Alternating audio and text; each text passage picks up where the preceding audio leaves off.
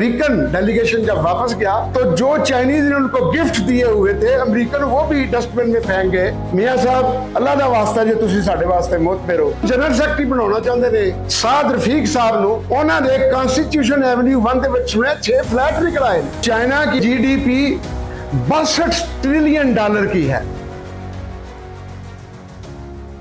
बिस्मिल्लाहिर्रहमानिर्रहीम। ट्रंप साहब ने दौरा किया है चीन का, और मैं आपको बताता चलूं कि 2-3 साल पहले अमेरिका की जीडीपी ग्रॉस डोमेस्टिक प्रोडक्ट वो चाइना से दुगना था। दुनिया के किसी मुल्क को भी देखना हो वो कितना अमीर है तो उसकी जीडीपी देखी जाती है। दुनिया में सबसे ज्यादा जीडीपी अमेरिका की थी, लेकिन चाइना आहिस्ता आहिस्ता लगा रहा। आज अमेरिका की जीडीपी अगर 39 ट्रिलियन डॉलर की है तो चाइना की आप सुनकर हैरान रहेंगे कि जीडीपी 62 ट्रिलियन डॉलर की है। जब अमेरिका को यह एहसास हुआ तो वो समझदार लोग अपना बिजनेस बचाना चाहते हैं।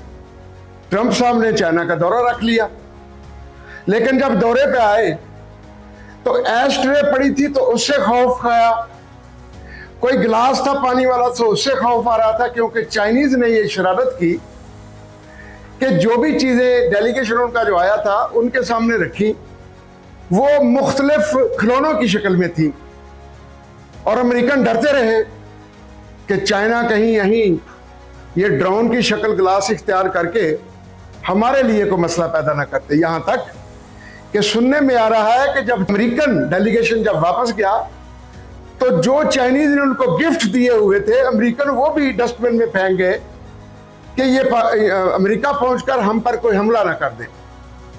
याद रखें, दुनिया उसके पीछे है जो मुआशी तौर पर ताकतवर है। चाइना पकड़ा नहीं जा रहा अब किसी से भी, सिर्फ डिक्लेयर करने की बात रह गई है कि अल्लाह के बाद दुनिया में बहुत बड़ी ताकत कौन है। अब बिलाशुबा वो चाइना है। ट्रंप साहब ने वहां तफसील से बातें की, लेकिन इसके बावजूद ट्रंप साहब जो थे घबराए हुए थे, गुफ्तगू करते हुए घबराए हुए थे, माजरत के साथ कुछ कंफ्यूज नजर आते थे।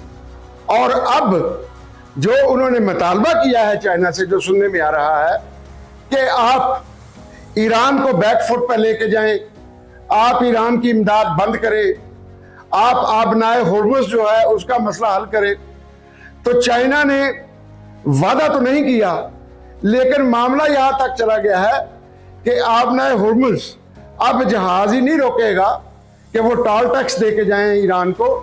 अब जो अंडरग्राउंड अंडर वाटर केबल है, अब तो ईरान ने उस पर अपने हकूक शुरू कर दिए हैं।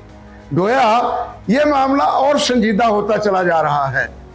साथियों, दोस्तों, मुआशी तरक्की ही किसी मुल्क की तरक्की है। मैनू माजरत नाल कहना पैंदा है कि ट्रंप ने अमेरिका का कुछ नहीं रहन देता, ते 2 दिन पहले नवाज शरीफ साहब ने कहा कि मैं सियासत वापस आ गया। रहन मियां साहब ने भी पाकिस्तान का कुछ नहीं देना, और मैनू तो यह डर है कि मियां साहब जिस जोश नाल आए ने, जिन्होंने जनरल सैकटरी बनाना चाहते ने साद रफीक साहब नू, उन्हां दे कॉन्स्टिट्यूशन एवेन्यू 1 दे विच सुने 6 फ्लैट निकल आए ने, और उत्थे 1-1 अरब रुपए का फ्लैट है। अच्छा, ये हुण जे मियां साहब एक्टिव हुंदे ने, 3 बारी वजीर आजम बने ने, ते चौथी बार भी बनना चाहते सन, लेकिन फौज नाल टकराव ने उन्होंने नहीं बन दिता। ते मियां साहब की अजे भी वो चिंगारी नहीं, वो भांबड़ फिर उबल के ऊपर आया कि मैं वजीर आजम किस तरह बना। वो ना शहबाज शरीफ नूं चलन देंगे कि फौज नाल तरीके नाल चले, ते मेरा ख्याल है ना मरियम बीबी नूं ही तरीके नाल चलन देंगे। और अगर ये काम होया, स्यापा वध जाना, मुसीबत पै जानी है।